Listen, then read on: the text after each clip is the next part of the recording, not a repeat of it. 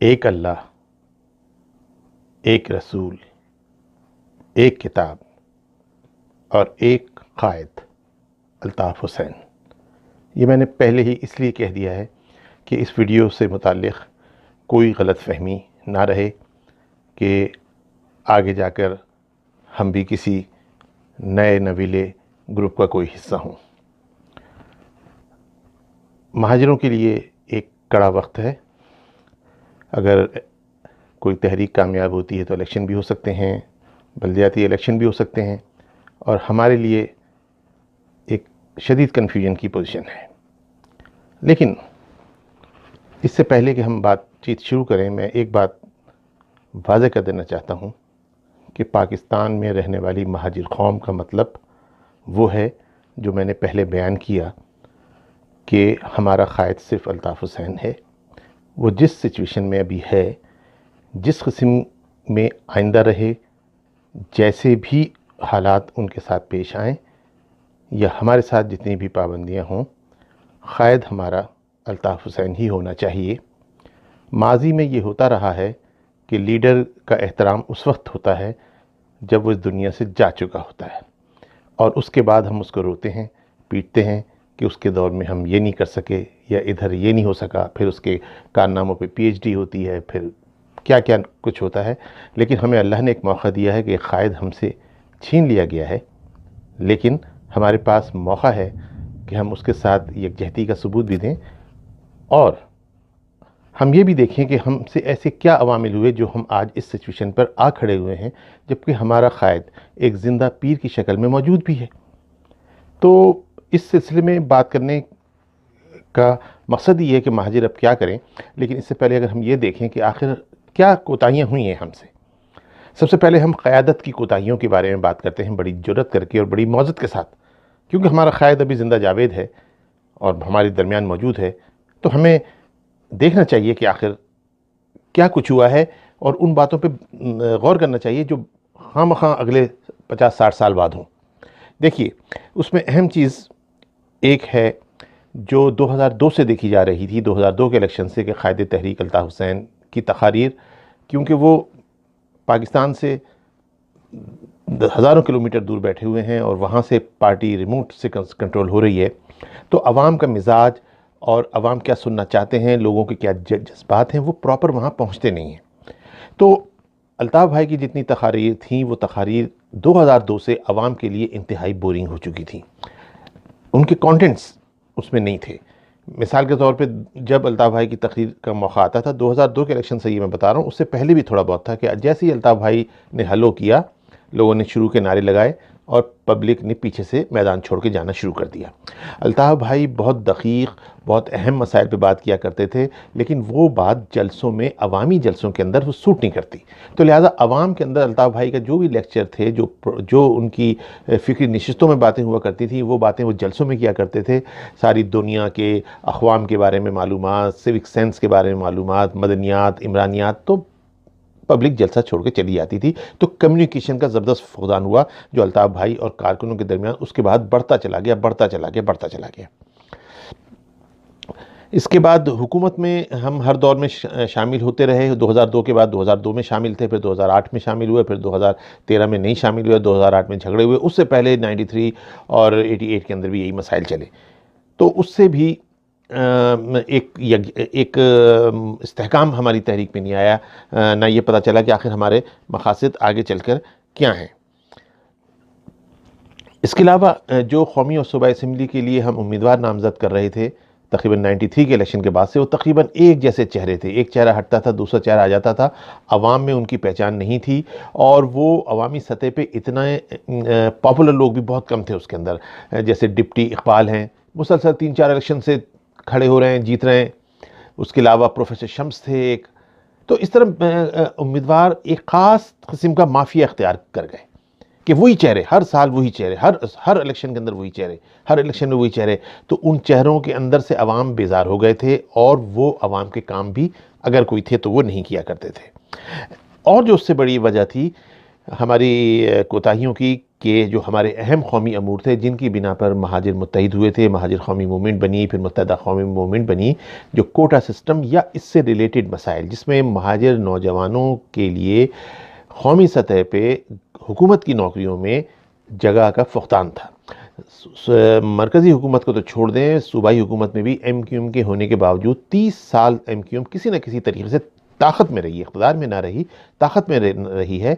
लेकिन महाजिरों की जो तरसील इस मैदान में होनी चाहिए थी, सिंध के अंदर 40% हम होने चाहिए थे जो नज़र आने चाहिए थे, लेकिन सिंध सेक्रेटरीट और इसके अलावा सिंध के दीगर महकमों में कहीं भी आपको महाजिरों की तादाद मुनासिब नहीं दिखाई दे रही, बल्कि कम से कम होती चली गई।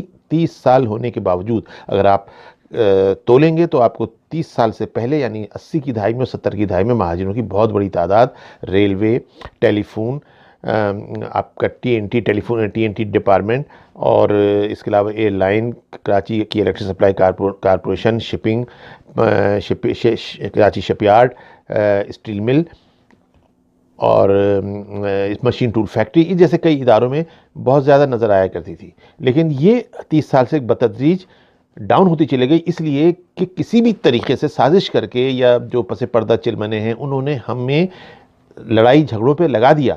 जो हमें लड़ना पड़े लड़ना ही थे, लेकिन हम अहम जो हमारे अमूर थे उनको हम छोड़ चले। यही वजह हुई कि हमारी जो आगे हमारी ग्रोथ थी वो ख़त्म हो गई। प्राइवेटाइजेशन का दौर आया तो सारे वो इदारे जहाँ स्टील मिल, KEC वगैरह जहाँ पर हम लोग नौकरियाँ किया करते थे वो नौकरियाँ सारी प्राइवेट होती चली गईं। महकमों में कोटे पे हरगिज़ अमल नहीं हुआ और मुत्तहदा कौमी मूवमेंट ने कभी भी इस मौजू पर कोई आवाज़ शानदार तरीके से नहीं उठाई। देखिए, बेशक बहुत ज़्यादा हमने हड़तालें की, हर हड़ताल का सबब भी था, हमारे साथी शहीद होते थे, उनके नाम पे हड़तालें होती थी जो होनी चाहिए थी। लेकिन एक हड़ताल भी हमने ऐसी नहीं की जो हम अपने आम अपनी सियासी और माशरती सिचुएशन को दुरुस्त करने के लिए करना चाह रहे हो। एक हड़ताल भी आपको ऐसी नहीं मिलेगी, एक भी ऐसी ठोस करारदाद आपको ऐसे सूबाई असेंबली में आपको नहीं मिलेगी। होंगे तो अल्ताफ़ भाई के बारे में होंगी, अरकान असेंबली के जो हकूक़ हैं उनके बारे में होंगी, सारी दुनिया के मसाइल के बारे में होंगी, ताहिरुल ख़ादिर और इमरान इमरान के ख़ान के धरने के हवाले से होंगी। लेकिन हमें अपने लिए सियासी तौर पे 30 साल के अंदर हमने कोई सियासी इक़दाम नहीं उठाया। देखें, सियासी इक़दाम उठाना ये क़यादत का ही फ़र्ज़ होता है। देखें, पीपल्स पार्टी भुट्टो के दौर में इक़्तिदार में आई, 5 साल उसने हुकूमत की 70 के बाद। देखें, आइन बना के आपको वो दे गया और इसके अलावा उसने कोटा सिस्टम की बुनियाद सिंध में डाल दी। उसके बाद माजी करीब में आप आ जाएँ, आसिफ जरदारी 2008 में आए बरसर इक़्तिदार बेनज़ीर की शहादत के बाद। आप देखें, उन्होंने 18वीं, कुछ भी आप कहते हैं, करप्ट शर्प जो कहते हैं, 18वीं तरमीम को उन्होंने नाफिज किया। सदर का जो इख्तियारात थे, जो पिछले कई सालों से सदर पसे पर्दा लोगों की बातों में आके वज़ीर आज़म को 1 मिनट में उखाड़ के फेंक देता था, उन्होंने 52B को ख़त्म किया, काम किया, इसको कहते हैं काम। फिर नवाज शरीफ आए, नवाज शरीफ का जो दौर है इसके अंदर आप देखें मुस्तहकम हुई, उन्होंने अदालतों के अंदर जो आर्टिकल 6 के तहत जिन्होंने आइन से गद्दारी की थी उन लोगों के मुकदमात को यकीनी बनाया और उसकी सज़ा मुशर्रफ को अभी हुई। और इसके अलावा उसमें एटमी सलाहियत का इजहार यानी धमाका किया नवाज शरीफ ने। इसके अलावा लाहौर पंजाब को उसने तरक्की दी और कराची में भी तरक्की देने वाला था। कराची के हवाले से भी 1991 में सबको याद होगा, अल्ताफ़ हुसैन के साथ लियाकताबाद 10 नंबर में जलसे में ख़ताब करते हुए उन्होंने कहा था हम यहाँ मोनो ट्रेन चलाएंगे, जो आज तक नहीं चली, लाहौर में चल गई। उसकी वजह नवाज शरीफ तो नहीं था, नवाज शरीफ पे वो दबाव था कि इनको हटाओ, 92 का ऑपरेशन था। और आजकल के जो हालात हैं इसके बाद आप सबको इस बात का अंदाज़ा हो गया होगा कि नवाज शरीफ हों या आसिफ जरदारी हों, ये जो कुछ भी हमारे खिलाफ ऑपरेशन किया करते थे किस तरह किया करते थे, आज उनके खिलाफ भी हो रहा है। तो ये क़यादत की बुनियादी कोताहियाँ थीं जिसकी बिना पर महाजिर अवाम 30 साल रिमोट कंट्रोल लंदन से कंट्रोल तो होते रहे, लेकिन नीचे से उनकी सतह पे खड़े न रह सके, उनके नीचे से कारपेट खींचा जाता रहा। इसके बाद उसके बाद ये होता था कि जो अहम तरीन फैसले होते थे उसके बारे में आवाम को ख़तई नहीं बताया जाता था कि हम हुकूमत से क्यों निकल गए, या हम हुकूमत में क्यों शामिल हो गए, या हम फ़ौज की हिमायत में रैली क्यों निकाल रहे हैं, या हम तालिबान के ख़िलाफ़ क्यों हो गए हैं, या तालिबान के ख़िलाफ़ रेफरेंडम करा रहे हैं तो तालिबान के ख़िलाफ़ रेफरेंडम क्यों कैंसिल कर रहे हैं। आवाम को बताना पसंद नहीं किया जा सकता, किसी सतह पर भी आवाम के साथ कोई कनेक्शन नहीं हुआ करता था। उसके बाद अल्ताफ़ हुसैन की बीमारी के हवाले से बहुत बड़ी यहाँ पर एक न्यूज़ रचाई गई जो तकरीबन 7 सवा साल चलती रही कि अल्ताफ़ भाई का ये हो गया, खुदा न ख्वास्ता ये हो गया है। मैं बयान नहीं करना चाहता। हमें अवाम को, कारकुनों को ये नहीं बताया गया कि वो सेहतमंद हैं, वो माशाल्लाह खैरियत से हैं। कारकुनों को भी उतना ही कंफ्यूज रखा गया जितना सियासी लोगों को। तो ये स्ट्रेटजी ने बहुत बुरा असर डाला। यही वजह थी कि जब 2013 के इलेक्शन होने लगे तो हमारी कौम के अंदर से कुछ लोगों ने बेजार होकर कि अल्ताफ़ भाई तो बीमार हैं और क्या होगा और क्या नहीं होगा, पीटीआई की तरफ वोट देने के लिए आगे बढ़े। और फिर हमें हैरानकुन नताइज देखने को मिले कि 90 के हल्के से भी पीटीआई ने 60,000 वोट ले लिए, जो कि बाद में हमने उसको कवर कर लिया। लेकिन ये वो ख़राबियाँ थी, कारकुनों के साथ कांटेक्ट में ना रहना, ये हमारी क़यादत की कोताहियाँ थी। और एक और बात भी है कि लंदन के अंदर एक मखसूस किस्म के टोले को मुस्तकिल वहाँ पर रखना, और उस टोले ने अल्ताफ़ भाई को आवाम से आराम से दूर कर दिया। अल्ताफ़ भाई तक पहुँचने के आगे कम से कम 10 पर्दे थे, 1 2 3।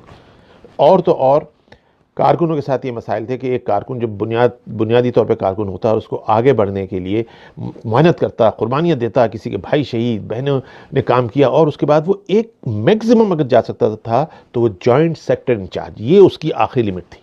एक कारकुन की आखिरी लिमिट थी जॉइंट सेक्टर इंचार्ज, उसके बाद वो आगे कहीं नहीं जाता था। फिर 90 पे एक माफिया बैठा होता था, मैं उसमें से कुछ लोगों के नाम भी जानता हूँ, मैं लेना नहीं चाह रहा इस वक्त, आप खुद समझ लें जिनको वहाँ पर लोग बैठा हुआ एक ग्रुप मिलता था। वो माफिया अपनी मर्जी रचाता था और वो हमेशा नाफिज रहा, वो हमेशा मुसल्लत रहा वहाँ पे। कारकुन जॉइंट इंचार्ज के बाद कुछ भी नहीं होते थे, और वहाँ से भी जो कभी मारे जाते थे, कभी निकाले जाते थे, कभी कुछ होता था। तो ये वो कोताहियाँ थी जिनकी बिना पर हम अंदर से कमज़ोर हो रहे थे। अब खुद हम ये सोचते हैं कि हमारी अपनी क्या कोताहियाँ थी महाजरों की। ये तो हमारी सियासी क़यादत की कोताहियाँ हो गई, जिसमें बिलाशुबा क़ायद भी शामिल हैं, लेकिन वो जिंदा जावेद हैं, तो हमारे लिए बहुत अच्छी अपॉर्चुनिटी है कि हम उनके बारे में बात कर सकते हैं। हमारी अपनी कोताहियाँ ये थी कि हमने एक तो बहुत ज़्यादा तवक्कुआत रख ली कि जी अब राज करेगा महाजिर और ये होगा और वो होगा, जो कि ज़ाहिर है मौजूदा सियासी हालात के अंदर जिस किस्म की पेशबंदी हमारे ख़िलाफ़ हमें घेरा हुआ था उसमें मुश्किल थी, तो वो कामयाब नहीं हो सकती। तो एक तवक्कुआत थी बहुत ज़्यादा। और इसके बाद हमारे अंदर जो एक जागीरदाना सिस्टम जो पंजाब और इधर चल रहा था, वही टाइप की एक चीज़ें आ गई कि जो आपका यूनिट इंचार्ज बन गया, जो इलाके का एमपीए बन गया, वो उनके अंदर एक गर्दन में रौनत आ गई। और थोड़ा सा क्योंकि वो मिडिल क्लास से भी थे, तो मिडिल क्लास को अभी इतने ज़्यादा पैसे की आदत नहीं थी या इतनी ज़्यादा ताकत की आदत नहीं थी, तो वो थोड़ा सा लोगों के साथ मुश्किलात पेश आने लगी। जिसमें दूसरी पार्ट हमारे भी कसूर है, जो उनसे भिड़ते थे वो भी कसूरवार थे कि वो समझते थे कि अब हमारी हुकूमत आ गई तो ये एमपी की क्या हकीकत है और ये यूनिट इंचार्ज की क्या हकीकत है। लेकिन वो एक रिफ्ट मुस्तकिल पैदा हो गई, जो आप में से हर एक को याद होगा कि हर आदमी एमक्यूएम के कारकुनों को बुरा भला कहता था, यूनिट इंचार्ज को कहते थे गुंडे। ये एक मिडिल क्लास आबादी के अंदर तो ये बिल्कुल था, जिसमें लियाकताबाद, नाज़ाबाद, गोलीमार, गुलबहार, नॉर्थ कराची, लांडी, मलीर, कोरंगी, सरजानी, बल्दिया टाउन, ये सारे इलाके इन चीज़ों में शामिल हैं, विनबर्स रोड भी। अच्छा, फिर हमारे अंदर महाजिरों के अंदर जो एक पुरानी एक आदत थी ख़ुद को मजहबी तौर पर बड़ा अच्छा मुसलमान साबित करना, तो इस हवाले से वो यानी जिस तरीके से एमक्यूएम की हिमायत होनी चाहिए थी उस तरीके से हिमायत नहीं करते थे, और हमेशा मुअज़्ज़त ख़वाना रवैया इख्तियार रखते थे। हर महाजिर एमक्यूएम का वोटर ज़रूर होता था, लेकिन जब 4 लोगों में बैठता था तो वो अपने आप को कहता हमारा ताल्लुक़ नहीं है, हमारा सियासत से ताल्लुक़ नहीं है। तो ये हमारी अपनी कोताहियाँ थी कि जब हमें हमारी शनाख्त की एक पार्टी मौजूद है तो हम उसको अपने से आइसोलेट रखने की कोशिश कर रहे हैं। यही आप इस तरह समझ लें कि जब कोई शादी में भी होता था तो लड़की वाले पूछते थे लड़का किसी सियासत में तो नहीं है, लड़का किसी पार्टी में तो नहीं है। यानी एक एमक्यूएम जो एक पाकिस्तान की तीसरी बड़ी जमात थी, उससे ताल्लुक़ को एक मुआज़रत के तौर पे इस्तेमाल किया जाता था। और ख़ास तौर पे 2013 के इलेक्शन में जानबूझ के पीटीआई को वोट दिए जो महाजिर वोटर भी थे कि नहीं जी नहीं, हमारा तो यूनिट इंचार्ज बहुत गालियाँ देता है, वो उसने तो फलां का मकान पे ये कर दिया, उसने ये काम कर दिया, तो जाके हाँ ये हमारी अपनी ज़ाती महाजरों की मैं कहूँगा कि हमारी अपनी ये ख़राबियाँ हैं। हम एक नहीं हैं और हम जलते हैं, कुड़ते हैं, ये हमारी कोताहियाँ हैं। यही वजह है जो आज हम ये दिन देख रहे हैं कि हम जानबूझ के पीटीआई को, हम में से तकरीबन 20% लोग पीटीआई को 2018 के इलेक्शन में वोट दे के आए, 2013 के इलेक्शन में वोट दे के आए और 2018 में भी 10% ने वोट दिया। तो ये हमारी अपनी जो एक सोसाइटी जो हमारी है, जिसकी वजह से हमने अपने लोगों को गर्दाना। आप में से जो लोग ये वीडियो जब देख रहे हैं, आप दिल पे हाथ रख के बताएं, जब भी एमक्यूएम के कारकुन कुर्बानी की खाल लेने घर पे आया करते थे, हम क्या कहा करते थे? हमें तो मदरसे में देनी है, हमें तो मस्जिद में देनी, देते थे बिलाखिर, डर के मारे कह लें या किसी भी हवाले से खाल एमक्यूएम को जाती थी, लेकिन हम 10 लेक्चर दिया करते थे। हालांकि हम में से कोई इससे पहले कभी किसी मदरसे को खाल नहीं दिया करता था। सब ज़्यादा या तो बेच आते थे या ग़िज़ाई ही मुआवजे के तौर पर ले आया करते थे, या बहुत कोई सियासी थे तो जमात इस्लामी को खाल दे दिया करता था। लेकिन हमने हमेशा एमक्यूएम को खाल तक देने में मसाइल पैदा किए, चंदा देने में मसाइल पैदा किए। तो ये हमारी अपनी भी कोताहियाँ थी। अब आ जाते हैं इस बात पे, अब हमें क्या करना है। मौजूदा सूरत हाल ये है कि आपकी जो एमक्यूएम है, मुत्तहिदा कौमी मूवमेंट, उसको काम करने नहीं दिया जा रहा। अल्ताफ़ हुसैन के नाम पे एक ज़िद बना ली गई है इस्टेब्लिशमेंट ने कि अल्ताफ़ हुसैन के नाम को हम यहाँ नहीं आने देंगे, और उसमें हमारी जो मैंने क़यादत की कोताहियाँ बयान की हैं उसके अंदर वो एक सिमिलर जैसी राब्ता कमेटी या क़यादत यहाँ थी जो इस कदर बिक चुकी थी, पैसा खा खा के ले आदमी सुस्त हो जाता है ना। तो वो यानी ये तारीख़ में लिखा जाएगा, इस पर रिसर्च होगी कि पूरी पार्टी हाईजैक हो गई। एक भी कौमी असम्बली का मेंबर, एक भी सूबाई असम्बली का मेंबर ऐसा नहीं था जो उस वक्त सीना ठोक के बाहर आया था कि ठीक है मार दो गोली, ले लो जान, अपने क़ायद पे सब कुर्बान। कोई भी नहीं था ऐसा। इसका मतलब वो तो बेईमान थे, चोर बेगैरत थे, लेकिन हमें ये देखना चाहिए कि इनको हम पे मुसल्लत भी किया गया। क्यों नहीं क़यादत ने फ़ारूक सत्तार को चेक किया? फ़ारूक सत्तार जब यहाँ 2004 में कनाडा आए हैं और उनसे हमारी मुलाकात हुई है, तो उसी वक्त हमने महसूस कर लिया था कि ये मुखलिस नहीं है। हैदर अब्बास रिजवी अभी आखिरी टर्म के अंदर यहाँ आए थे ऑटवा, उनसे मेरी मुलाकात हुई। मैंने उनसे कहा कि वो बड़ी लंबी छोड़ रहे थे कि फ़लाँ चैनल पे मैंने इसको लगा दिया, ये जो खानज़ादा हैं इनको मैंने लगवाया, खानज़ादा को, और एक इंटरव्यू मैंने दिया कि तुम पहले मेरा कचरा इंटरव्यू ले लो ताकि तुम बढ़ जाओ, और फिर ये, और फरिया इदरीस को मैंने लगाया। मैंने उनसे कहा था भाई आपने कोई एक ऐसा चैनल है वहाँ पर जो हमें बुरे वक्त के अंदर हमारा साथ दे? कोई चैनल ऐसा नहीं था, और आपने देखा कैसे सब गायब हो गए।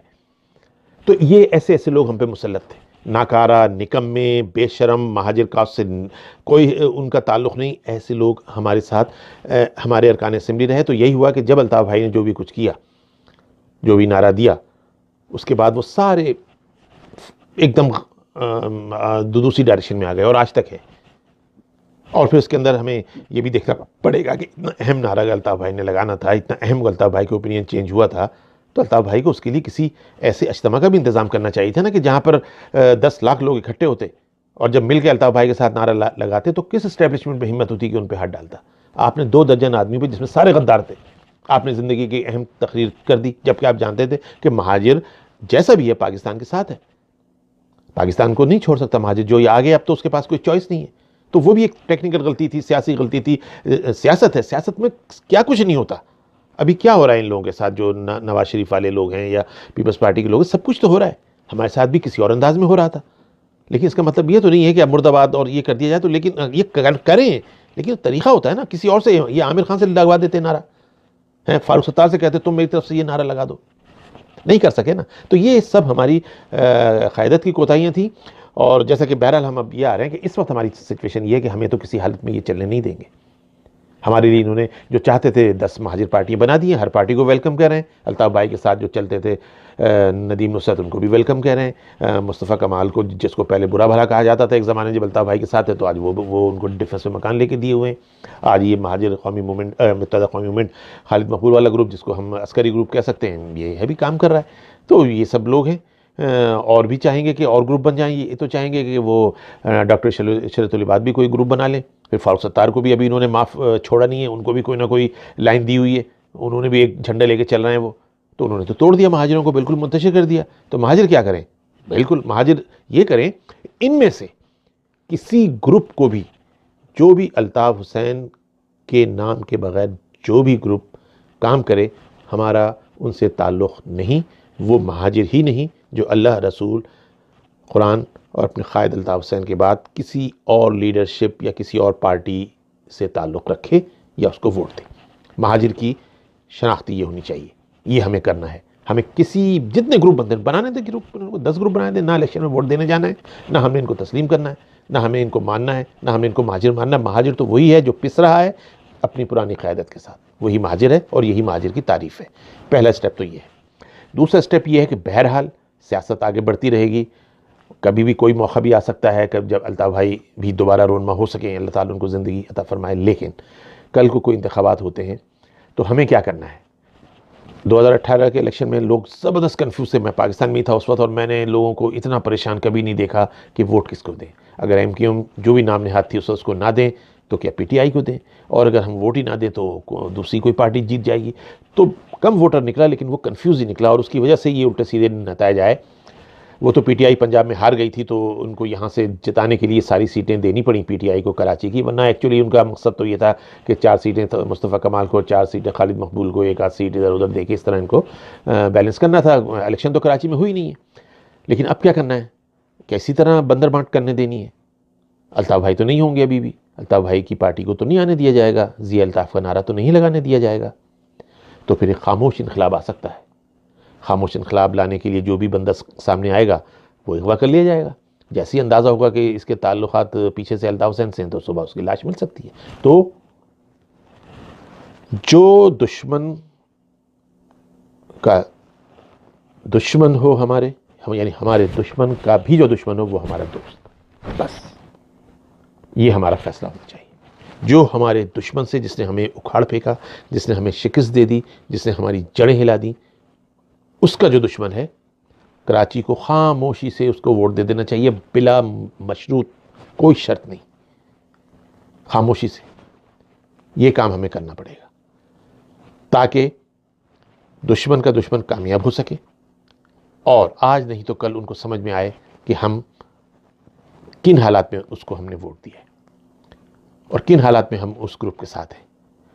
तो हमारे लोग जो आजकल की सियासत में पानी की तरह बह रहे हैं और वही पोस्टें उनकी, वो चोर हैं, वो लुटेरे थे, वो फलाने थे, वो दुश्मन थे, अभी सब साबित हो गया कि कोई कुछ नहीं होता। एक ताकत और होती है जो सब कुछ होती है और सब कुछ करवाती है। तो जो उस ताकत के ख़िलाफ़ अभी खड़ा हो गया है, हमें उस ताकत का साथ देना है, क्योंकि हम बुनियादी तौर पर हक़ परस्त हैं, और जो हक़ पे खड़ा होगा हम उसका साथ देंगे। हम उस जमात के नाम भी ले सकते हैं, लेकिन आप सब समझते हैं कौन इस वक्त इस्टेब्लिशमेंट की वजह से मसाइब का शिकार है, लेकिन वो झंडा लेके चल रहे हैं। आपका नाम वो नहीं लेंगे, वो बुज़दिल हैं, वो बुज़दिल ही थे जो ये दिन देख रहे हैं। लेकिन हमारे पास कोई चॉइस नहीं है। हम किसी ऐरे गैरे नत्थू खैरे महाजिर ग्रुप के साथ अगर जाएंगे तो आप समझें कि आप अपनी टांगें कटवा लेंगे। हमारे कोई इज़्ज़त जो कि अभी भी नहीं है, बर्बाद होकर रह जाएगी। तो हमारा मुस्तक़बिल क़रीब, मैं आगे तक की बात नहीं कर रहा, दुश्मन के दुश्मन का साथ देने में है। तो हम सब मिल के अल्ताफ़ हुसैन भाई की सेहत के लिए दुआ करें, और ये उम्मीद रखें कि इंशाअल्लाह अच्छा वक्त भी आएगा, और सियासी तौर पर ही आएगा, ऐसे नहीं आएगा कि खुद ब खुद कोई अच्छा हो जाएगा। और इसके अलावा क्योंकि हमारे क़ायद अभी ज़िंदा व जावेद हैं, हम उनसे भी ये कहेंगे कि वो भी उतना आगे जाएँ जहाँ से वापसी मुमकिन हो सके। शुक्रिया।